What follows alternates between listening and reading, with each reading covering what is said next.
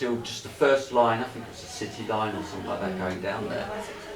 Quite a lot of it was above that, but yeah, some of it was underground, all that smoke and everything was billowing through, but the river may well have, it went down to near Whitechapel. Who knows? I don't want to be involved. Oh, okay. Right, I used a few keywords actually to get people in, I guess, from the little bit of blurb. I had one paragraph to say, how can I get people in? So I go, okay, I'll talk about how maybe my experience, I've spent 24 years as a crime scene photographer. And maybe that made me look at a different way about writing a book about past lives. And then of course I was also pushed in a direction, or actually given good advice, that I should write about what I know, and the second book was about Jack the Ripper, so there's a lot of people who like Jack the Ripper. Is that what you're here for, is it? Or No, what do you like? No, it's another connection. Right, Tom okay. told me about. Oh, okay, so it is all, so I thought, well, I don't want to make it one way, I find out what people like the most, and I could talk the most about that, really. Now, I'll give a little bit about my background. I used to joke that maybe on a cold winter's night when I'm out working, that I started at the top and worked my way down. I started in a glamour studio as a very innocent 17-year-old in what was seemed to be a respectable photographers in Godalming. And they looked like they'd done weddings and family portraits and that sort of thing. But they also had a model register and 2 studios that very enthusiastic, normally male photographers would hire, and they would be photographing these girls that were either scantily clad or nothing at all. And that kind of gave me a different insight into the world, a different mask that we wear, the kind of the public and the private. And maybe that was my first foray into thinking about the masks we wear in society. But I was also interested in life anyway, maybe because of some of my father's beliefs, and I'll get into that later. And then I went on to cruise ships, and I worked all over the world. Very fortunate to work out of New York, Fort Lauderdale, San Juan and Puerto Rico. Sailed across the Atlantic, past Madeira, past Gibraltar, going up to Venice. When we worked out of Venice, I'd go through the Crib Canal, which goes through Greece, leads up to Piraeus near Athens. From Athens to Mykonos, where I've got a lovely susu kakia, which would be like spicy meatballs and rice. Up through there, and finally into Istanbul, which is a hub of activity. Have any of you been to Istanbul? Absolutely fascinating. I mean, the capital of the, I think it was the capital of the Ottoman Empire, but in Constantinople. And this was a place of real activity. They were selling, if you go to the Grand Bazaar, it's this collection of indoor souks, and they're selling leather, lots of fake goods, they're selling gold, antiques, rugs, and of course apple tea and shishas. They even used to go around with great big rolls of labels you could sew into the clothes to make sure that they looked fake or looked original for the fakes.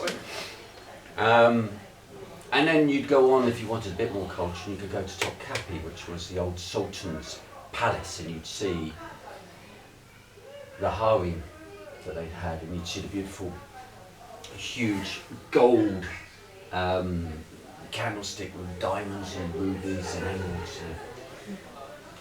And then you'd go to maybe see the Blue Mosque for a bit of prayer, a bit of quiet.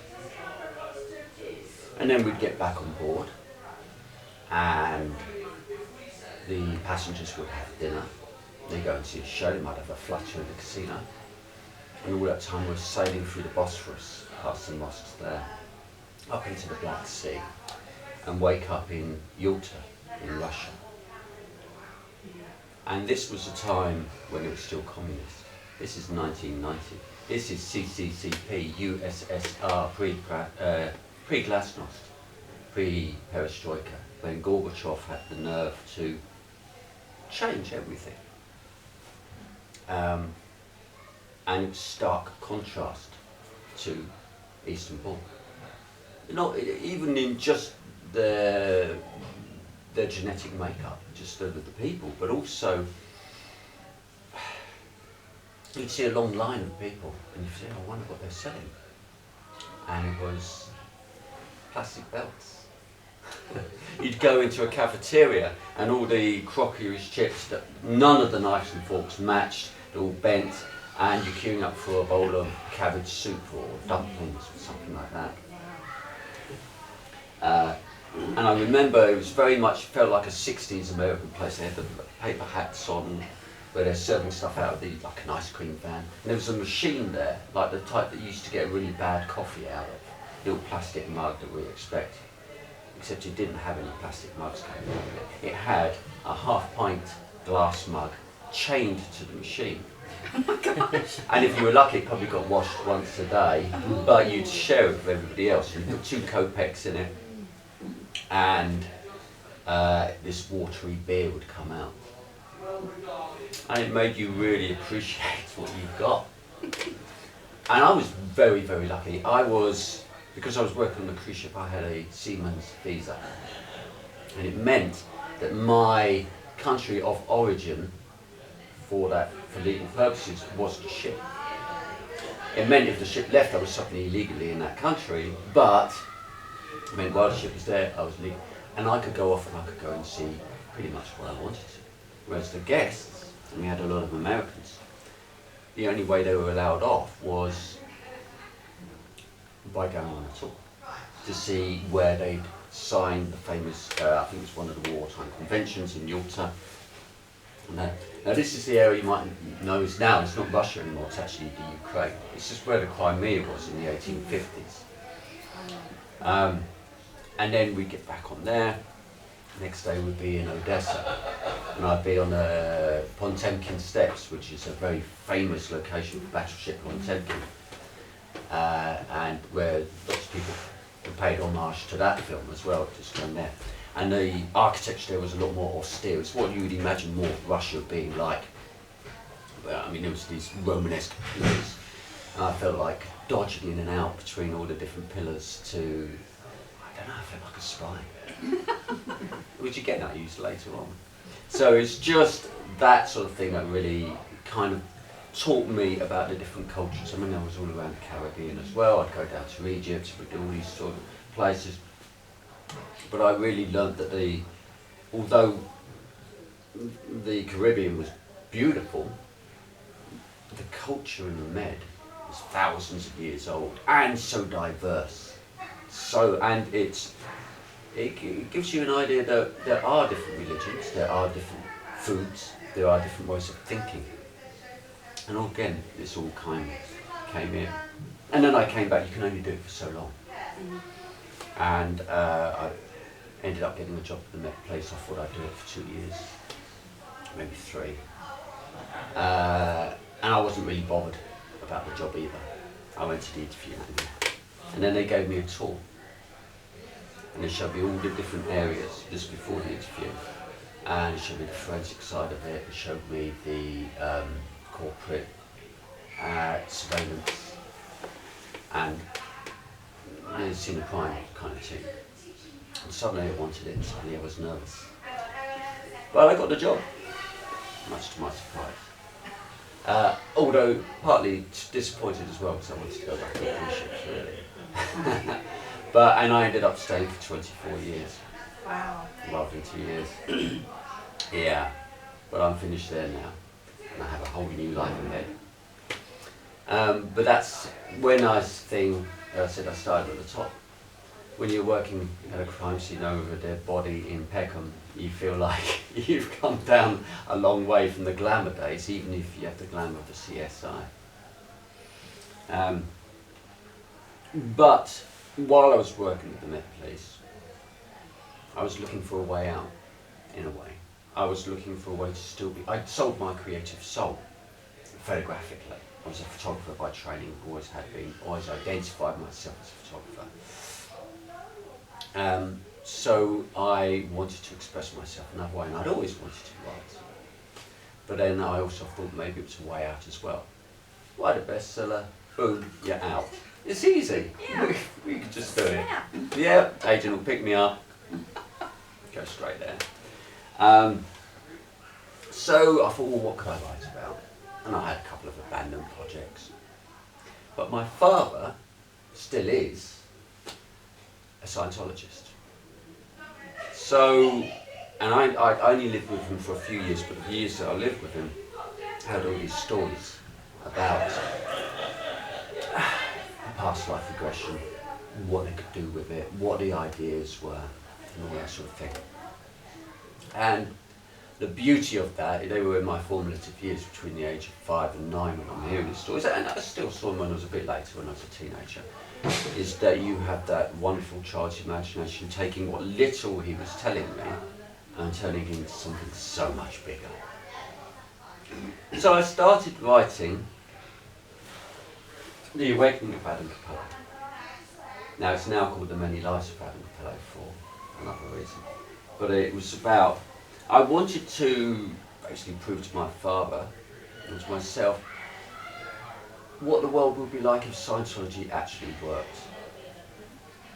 Yeah, I said, you know, for me, I'm not a Scientologist, I don't believe it, and if anybody was to give evidence that it didn't work, I would just be looking at my father and seeing how it's failed him and whatever. Or maybe he failed them, or whatever. So I started writing the concept of going back into your past lives and saying, well, if you could remember your past lives, would you regain those past skills?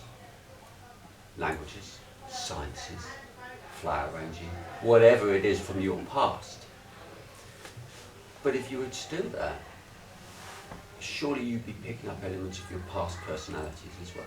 And because of the mask that we wear, we're not going to be the same character either. We're going to be developed. So the story became about nature versus nurture. Now anyone who's had children can see that a child is born with a character. And then the nurture that we give to them, the programming, the social programming, shapes them into that past. So like anything where you might have a conversation, if you're lucky enough to have a glass of rioja with a few good friends and you can have an intellectual conversation, and over a few hours you come to a certain idea. Do that for 3 years and that idea goes much further. So the book took me about 9 months to write. It's very modular in design, it's a very easy way to write the first book. It's in first person, which means you can then really gravitate, and Adam basically is myself. Of a younger version with bigger eyes and bigger hopes. And it really was a way of dealing with some very complex subjects. Anything from, let's say, psychology to dimensional space, to quantum mechanics, to spiritualism, to religion. But because it's through the eyes of a 15-year-old, he's 15 when he starts, 18 when he finishes. It's in a very approachable way. And that's some of the nicest comments that I've got, is that I've made something that is like the universe and everything, but in a way that you feel like you know the person who's telling you the story. And this person has the eyes of a young person telling you, which is full of hope and curiosity and fear. He is afraid that from all these past personalities he's seen, that he's losing who he is, Adam Capello. And he has a great life. He enjoys it, he has good friends. He doesn't want to change it, but it's at a time when you're expected to do it, for many reasons. So that really was a lesson to me. I felt like when I finished it, I'd almost started my own cult religion. You know, and I was like, okay, well that's how L. Ron Hubbard made a lot of money. Maybe I should just do the same. Maybe you say different parts, so I could go and give talks to spiritual groups. And a few years later, I had a girlfriend who was very spiritual. And the idea was to go there, and whenever they really wanted to talk about a lot about past lives and spirits, I would then pass them on to her, who was really onto. Theoretically, I'm open to the idea. And I love playing with the idea, and I knew I'd created this world where, you know, like a young Jewish girl suddenly finds out she's been hidden. What do you do? How do you deal with these crimes? How do you deal with someone who says, as my father had said, you know what, I'm going to leave the money to myself, I'll come back in my next life and collect it. How do you deal with those the ideas if you've had a past life regression and you suddenly see the love of your life? What about if you've got a dating agency that reconnects you with people from past lives? All those ideas, the laws that would have to be changed. What about religion, where you've realised that you were a jihadist in one life, you were a devout Catholic, all these different religions, and you think, well, hang on, I really thought I was really one of those, and now I'm another of those. And therefore, in the end, the sciences, the religions find out that the one unifying part of their religion is family values. And that's when I became, like you, being ethical and thinking, well, it's more than a story now. It's more about actually what you feel in your heart, and you start putting your own ideals across. It's a soapbox, really, to spout all your ideas. Your first book should always be about yourself anyway, shouldn't it? So that's how I did that. And so the science of religion, if you like, where they're all unifying, became such that it became a religion of science. It's both were uniting, where ideas, science, where was beginning to see things that they'd never thought of before, and opening, whether it's spiritual or science or religious. And so it's just changed in a very short space of time. So it's set in the near future when this kind of this awakening process is developed. And so that's why I had to change it from the awakening of Adam Capello, because some people felt, as I'd gone to some reader groups and stuff like that, that maybe it's a story of some bad thing that's happened to a young person, or it was hard to explain. So I changed it to the many lives of Adam Capello. Some people go, oh, okay, that sounds like they've had different lives. So people who are interested in past lives could just get it from the title a bit easier. And then I was at a book signing event, and it was with Peter. And I was there with my book and all my pictures, and I'm trying to explain my elevator pitch of how a young guy's gone back in time using past life regression as his time machine. And they're going, yeah, that's interesting, and not really understanding, moving on. And then they saw the person next to me. Now, my book looked very professional. It was a good price. I was doing it at a good price at the time. And then the person next to me's book was about that thin. The cover wasn't very good. But they said, oh, what's your book about? He goes, oh, it's Sherlock Holmes story. Oh, great, I'll take it. Because he just had two words, Sherlock Holmes. It's like now with films, anything with a legacy, so a Marvel film, a James Bond film, whatever, you know what you're expecting, and that's what people want. It's the McDonald's version, you know what you're getting. I went, okay. So I was talking to a friend of mine, he said, well, why don't you write about crime? You know, this is what you are. When you're going to try and get an agent wants to know what your experience is. You've got 24 years as a crime scene photographer. Oh, I don't know. Then I thought about Jack the Ripper. And what an intriguing character it is. I can't say he is, because we don't know who it is. I mean, there are maybe up to 20 possible victims of the Ripper. There are 200 suspects, 600 letters sent, and yet 0 prosecuted, even after all this time. I thought, okay, I could do that. But what if I just done it within the world? I've created this amazing world. So the many lives of Adam Capello is your origin story. I go and I'll set it within the world. What if it's a crime story set in 2 different periods? So it's in the near future, modern day really, and the past, from 1888. What if this person's had past life regression, and that character, that demonic, savage, raging id, is so strong that it takes over that person. You know, where almost like they're schizophrenic, and they start murdering again. So there was a character from my first book, and it was just a little mention, maybe on a page and a half, called Jason Ives, who was a specialist detective, and he was the person who would go and find out who had murdered you 300 years ago, or anything like that.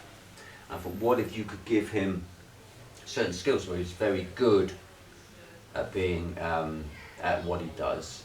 He's almost like a mentalist. He's very good at body language. He's good at NLP. He's naturally very good at it, but he's also studied a lot. Even idiomotor suggestion, which means by doing some reactions, you can get a reaction of people once you've built up a rapport. So you could almost like lean forward and they lean forward. And by getting this information, you could take people closer to the point of their death in the previous life, so they could get more information, because the trauma is so high that you can't just see who did it. It's, you know, you kind of block it out. It's blanked. That trauma is so big, but you can get closer. But like any good story, the hero has to have some flaws, and the flaw is that this ability plays havoc with his own personal life. He's just trying to have a relationship because the women always feel they are being led. They always feel that there's nothing private that they can keep back from them. They always feel they're being surveyed. And whenever they're not happy with him, he can see that being telegraphed completely. And also because, of course, he gets involved in these crimes, he has to get to know his clients very well, go for some harrowing talks with them. So again, that's where you get, and it's always the best elements are where the hero has some dark sides and where the anti-hero has some good qualities. So then I took the Ripper and I thought, what made this person into the Ripper? What kind of would have been going through the mind, not only in the savagery, but also that the kind of MO that he had, the modus operandi of the way that he laid them out and disemboweled them, but also the way he didn't care. It seemed like he didn't care whether he got caught or not. He was audacious. I mean, we think that the police were not that good, but they were on almost every street in those days. They weren't very well paid, but they were going up and down. Like they could whistle, and there would be people in one go. But he was committing his murders outside people's windows. It was densely populated. I mean, it's also a cauldron of depravity and desperation, which caused these women to become prostitutes. I mean, most of them weren't even prostitutes, really just part-time. They just needed bills to pay. If you didn't have money to pay for even a coffin-shaped style bed for the night, you might have to sleep outside, and if you slept outside, you get robbed or murdered or whatever. So it was desperate times. But I wanted to have enough about the Ripper to almost feel sorry for him, and then feel conflicted by the fact that you're feeling sorry for someone who's actually quite savage. And that's the whole point, it was just to get there. They're the most complex characters, I think, and that's the way it is. So put it forward, and I had to do it in the third person. I had to do it in the third person actually, because there's so much going on, and then learn to get. And I learned so much from that, getting the chapters shorter and shorter towards the end as the action picks up pace, becomes a thriller, that sort of thing. That's how I ended up doing Ripper, and the Ripper based in my world of awakening. So that's the journey. Now I've just adapted it into a screenplay as well for a film, so hopefully I work in film now, so I'm hoping to push it to the right people and get through there. But it's a difficult process. It's actually harder to get a film made than it is to get a book published. So really, I'm on a hiding to nothing. But the journey is what's fun. I'm lucky enough to be able to do that. I'm lucky enough to be able to fund myself to do that. So But is there anybody interested in past lives or the Ripper here, or is it what kind of? Yeah, I mean, I said girlfriend was very spiritual, very, peace and love and harmony. But she loved a good murder story. The darker, the better. She loved the scandal. And it's what I was a bit afraid actually for my second book. It was the same world, but it was so dark. And, I mean, it's got humour in it, so you have to have the textures of light and dark. But it was. I was afraid of alienating my readers from my first book, because even though that had a few dark moments in it, some fearful moments in it, it's like you must. I mean, some writers they have a different pen name, don't they? If they go for a different genre. But I thought it was only my second book, so I better not do that. So yeah, basically that's how I've come to write about both subjects. And of course I learned a lot about the Ripper in that time. And became fascinated. I mean, going and looking at the forums of Ripperologists and seeing all of them being fighting for their own different version of who it is. And I had to find out, of course, my own suspect of who it was in 1888.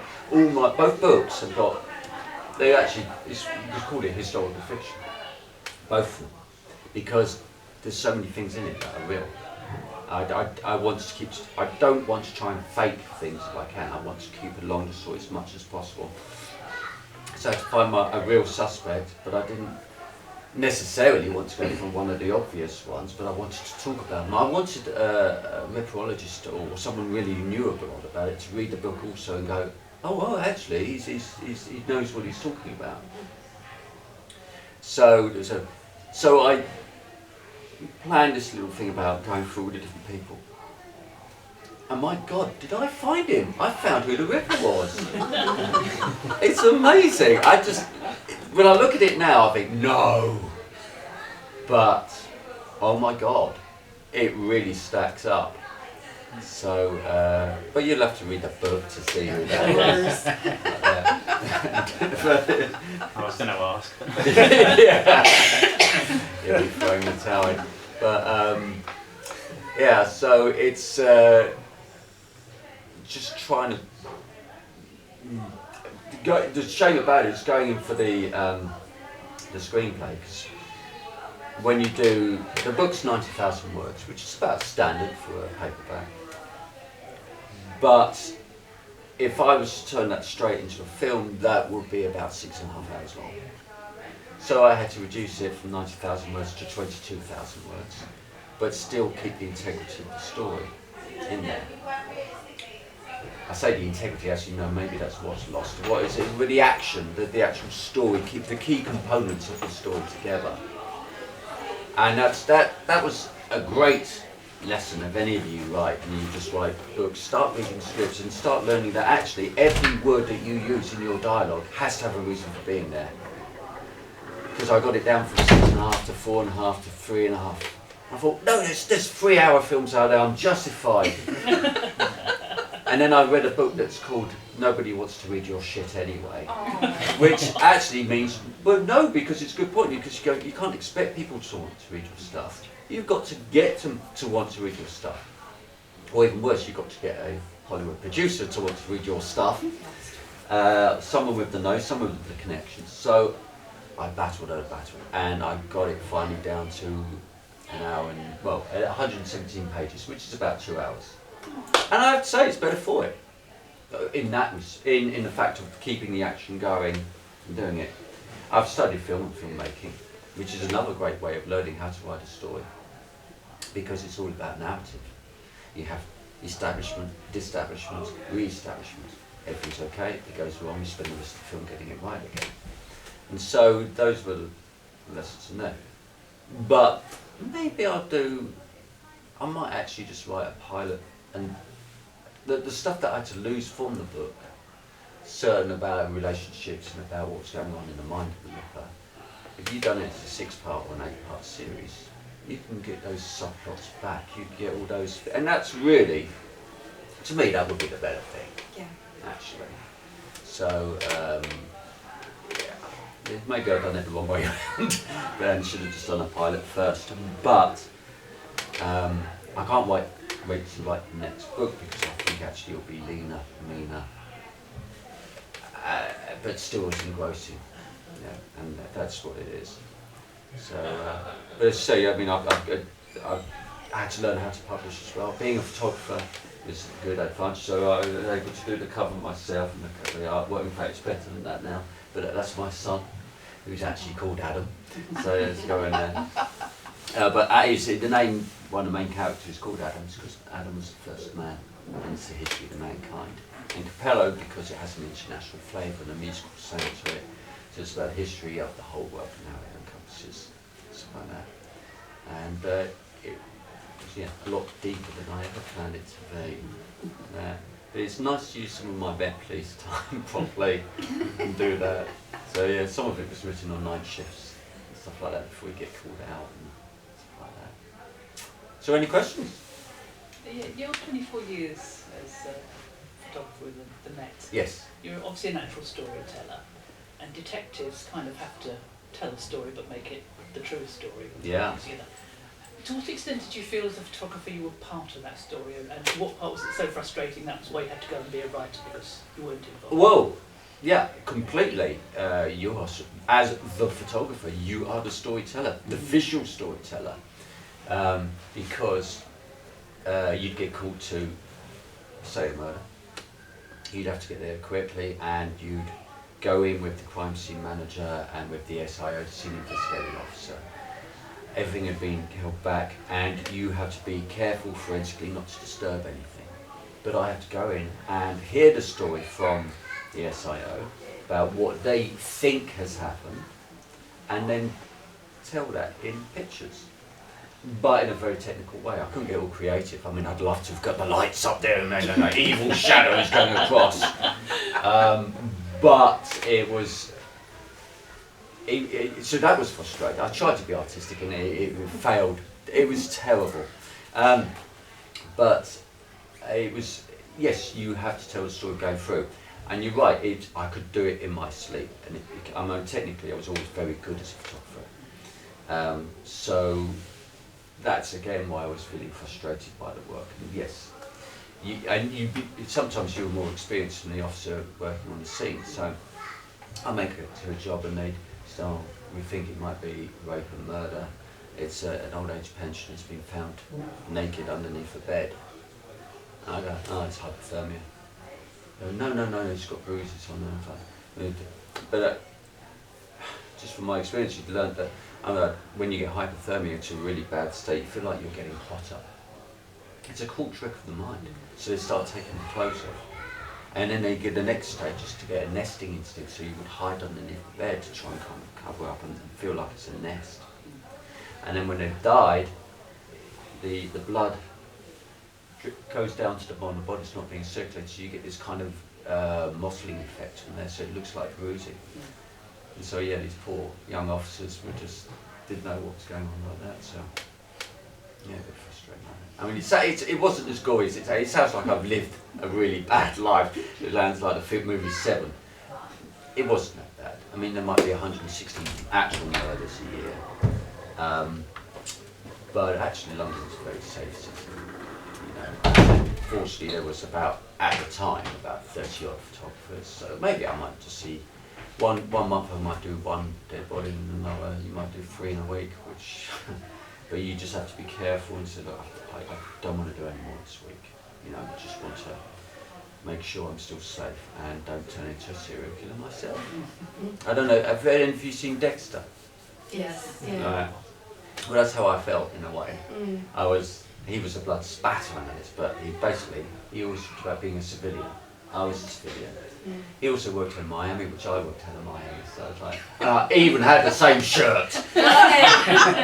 But, you were on your way. Yeah, I was on my way, just one more murder and I'll be there. But yeah, so it's just, yeah, that's okay. Can I ask, There were some photographic evidence pictures from Jack the Ripper, weren't there? There were. So what do you think from your professional perspective? Having a look at how they... Well, they were normally press photographers, and it was only in the city of London, because which was right in the like the Mary Nichols murder, and actually one of the, I think it's Liz Stride, and in the military. They, I mean, the one of Mary Jane Kelly is quite. It's amazing. It's amazing history, and it's graphic, and thank God it's in black and white anyway. Because it really was quite nasty. But the most interesting thing is that they tried to get them to photograph the eyes as well.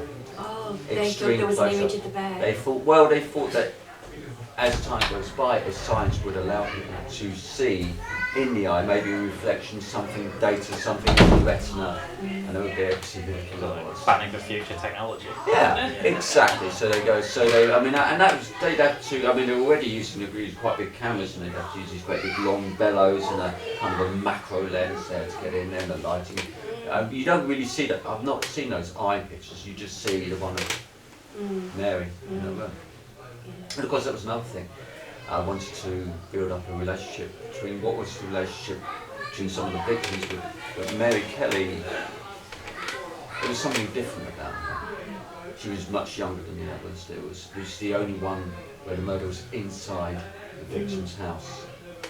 And so I wanted to see whether I wanted to build up this kind of storyline between, not storyline, more of a, it was there a link between the two. I mean, there's a pub called the Eight Bells off Brick Lane, and that's where quite a few of the victims drank, and the Ripper must have gone in there and had a drink himself. So it's still there.